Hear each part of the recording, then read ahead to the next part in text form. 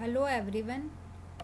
So today our next lecture is on post translational modification. What are these post translational modification?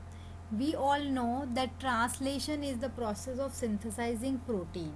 So these protein are synthesized in ribosomes. Ribosomes are present on the surface of endoplasmic reticulum. So the protein synthesizing factory is ribosomes. There the proteins are synthesized. But there the proteins are synthesized in a primary structure, that is only the amino acid sequence is there. Then this protein has to be modified to make them functional. So today we start with the post translational modification. So what modifications the premature protein, the newly synthesized protein, takes in the modifications that we will see in this lecture. So the protein synthesized in translation are as such not functional. Many changes takes place in polypeptide after the protein synthesis is completed. These modifications include, first is protein folding. In that protein folding we can see that tertiary folding, quaternary folding, secondary folding. These are all taking place in post translational modifications. Then amino terminal and carboxy terminal modifications. So at the N terminal and at the C terminal there are some modifications taking place, then that are known as amino terminal and carboxy terminal modification. Then next is loss of signal sequence. Next is attachment of carbohydrate side chain. Then modification of individual amino acid takes place. Then addition of isoprenyl groups. Then addition of prosthetic group. Then proteolytic processing, and then formation of disulfide cross links. So these all modification. Now we go with one by one and we see the details. Now protein folding, the first is, so nascent protein undergo folding with the help of spatial proteins, they are known as chaperones, to acquire an appropriate three-dimensional structure to become an active protein. This folding is mediated by hydrogen bonding, salt bridges, disulfide bonding. These all come under this protein folding. Also the tertiary structure, quaternary structure, secondary structure of protein and their orientation, that all comes under the protein folding post translational modification. Then amino terminal and carboxy terminal modifications. The first residue inserted in all polypeptide begin with a residue of N-formyl methionine in prokaryotes. So we all know that in prokaryotes and eukaryotes, the first amino acid added, that is the starting codon, is methionine in eukaryotes and N-formyl methionine in prokaryotes. So this formyl group has to be removed and methionine is removed in eukaryotes. So the formyl group, the amino terminal methionine residue and the additional amino terminal and carboxy terminal residues may be removed enzymatically. So they are removed enzymatically, and the amino group of amino terminal in the most of the eukaryotic protein is acylated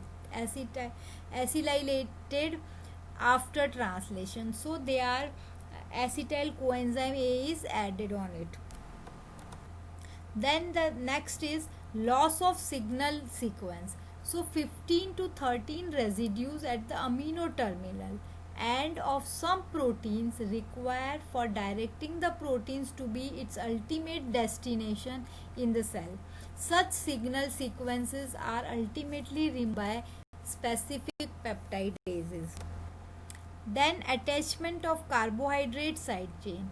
So in the case of glycoprotein synthesis, proteoglycan synthesis attached covalently during and after synthesis of polypeptide chain. So there has some changes taking place, like if has to synthesize glycoprotein, then sugar has to be added there.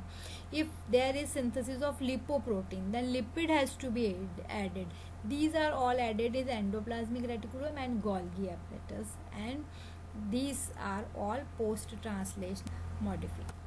Then modification of individual amino acid. So individual amino acids, see, phosphorylation of hydroxy amino acids. So serine, threonine and tyrosine, these are hydroxy amino acids. They has to be phosphorylated to yield phosphoserine, phosphothreonine and phosphotyrosine respectively. These are post-translational modification. Then enzymes like kinases catalyze the phosphorylation of serine, threonine and tyrosine to activate or deactivate enzymes. For example, glycogen synthase is inactivated by phosphorylation, whereas glycogen phosphorylase is activated by phosphorylation. These are the glycogen metabolism regulation. These two are the important enzymes which regulate glycogen metabolism. Then we come to the other modifications of individual amino acid, that is carboxylation of amino acids like glutamic acid and aspartic acid. They go for carboxylation. Carboxylation is what? Addition of CO2, carbon dioxide. For example, blood clotting protein prothrombin contain a number of gamma carboxyglutamate residues. We can see in that vitamin K, there also carboxylation is done. So these are the same process which takes place in individual amino acid. Then the next is methylation. In some protein like lysine, they are methylated enzymatically. Methylated lysine residue present in muscle protein and in cytochrome C, and the calmodulin contain one trimethyl lysine residue. So this lysine has to be methylated to complete the muscle protein for synthesis of cytochrome and for the synthesis of calmodulin. Then other is glycosylation. So the attachment of carbohydrate moiety is essential for some proteins to perform their functions. Like complex carbohydrate moiety is attached to the amino acids serine and threonine. So they are O linked, whereas asparagine, that is N linked, to synthesize glycoprotein. So these are glycosylation. Then next is hydroxylation. So proline and lysine in collagen synthesis, we see that they are hydroxylation. So the addition of water takes place and they are converted into hydroxyproline and hydroxylysine, which are essential or important for the maturation of collagen. You can see in this diagram. So these collagen fibers, they at N terminal, you can see there are so many modifications, that disulfide bond is adding and so on. And hydroxylation, you can see in C terminal, that is protocollagen, it is synthesized into collagen, and these all modifications are taking place, and there are 3 polypeptide chain.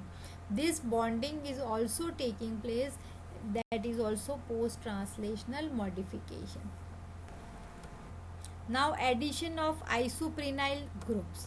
A number of eukaryotic proteins are modified by the addition of groups that are derived from isoprene. This a thioester bond is formed between the isoprenyl group and a cysteine residue of a protein. These isoprenyl groups, we know they are intermediate from cholesterol biosynthesis.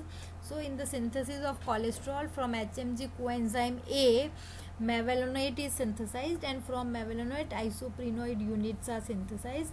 This isoprenoid is forming an thioester bond, and this protein modified in this way include, that is RAS protein, which are products of RAS oncogenes and proto-oncogenes. G protein, lamins, that are proteins found in nuclear matrix. So these proteins are modified, and these are RAS protein. And you all, it's very important to note that these modifications are very important for the cancer chemotherapy. The transforming, that is carcinogenic activity of RAS oncogene is lost when isoprenylation of RAS protein is blocked. These findings are developed interest in identifying inhibitors of this post-translational modification pathway for use in chemotherapy. So these isoprenyl groups are important for chemotherapy for the RAS protein modification. Then addition of prosthetic groups. So some of the enzymes are activated or becomes functional when the prosthetic group or coenzymes are added. So these are all post-translational modifications. So many prokaryotic and eukaryotic proteins require for their activity covalently bound prosthetic groups. These are attached to the polypeptide chain after it leaves the ribosomes. Example, the covalently bound biotin molecule in acetyl coenzyme A carboxylase and heme group of cytochrome C. Then in chymotrypsin and trypsin proteolytic processing C, chymotrypsin and chymotrypsinogen and trypsinogen are the proforms or zymogen forms of chymotrypsin and trypsin. They are also converted into active chymotrypsin and trypsin by cleavage of specific portion of nascent and larger peptides. So they are reduced now. So the proform are larger peptides. So cutting of that peptide takes place and the active form is smaller. In such protein cleavage is catalyzed by specific peptidases. The same way the next is insulin. We see that insulin, some viral proteins and proteases such as trypsin and chymotrypsin initially synthesized as larger inactive precursor proteins. These precursors are proteolytically trimmed. You can see the proinsulin is such a large molecule. You can see A chain and B chain. These all are removed by carboxypeptidase. This and C peptide is also removed, which is 35 amino acid, and L sequence 23 amino acids are also removed. In this way, the actual mature insulin is with only 21 amino acids here and 30 amino acids here, which to alpha chain and beta chain, and they are attached by disulfide bond. So let's see pre-pro synthesis. The synthesis of pre-pro insulin. The insulin is synthesized as a large pre-pro insulin molecule of 109 amino acid with 23 amino acid long leader sequence at N terminal. They are also removed, and the leader sequence directly the newly synthesized pre-proinsulin into endoplasmic reticulum, where this L sequence is cleaved and an 86 amino acid long proinsulin is produced. And from this amino terminal of proinsulin now becomes the N terminal of mature insulin beta chain. The beta chain is connected to A chain by intervening 35 amino acid long C peptide or connective. The disulfide bond formation and folding also occurs in endoplasmic reticulum, and the proinsulin is transported to Golgi apparatus, where removal of this C peptide, that is 33 amino acids, are deleted and long C peptide or connecting peptide is removed or deleted. The disulfide bond formation and folding also occurs in endoplasmic reticulum, and proinsulin is transported to Golgi apparatus, where removal of C peptide, that is 33 amino acid, and then further removal of 2 amino acid residues from C terminal of beta chain generates the mature insulin. In this way, mature insulin is generated. Proteins to be exported from cells after undergoing spontaneous folding into their native conformation. These are disulfide cross-link formations. They covalently cross-linked by the formation of intrachain and interchain disulfide bridges between cysteine residue. The crosslinks formed in this way help to protect the native conformation of the protein molecule from denaturation in an extracellular environment. These are crosslinks. Okay, then thank you very much. So we have seen all the post translational modification, where we see that protein is how synthesized into an active and functional protein. So if you want to listen about the translational process, then you can watch my another video which is on translation process. Thank you very much. The references are from Pankaja Nayak and S.K. Gupta. Thank you.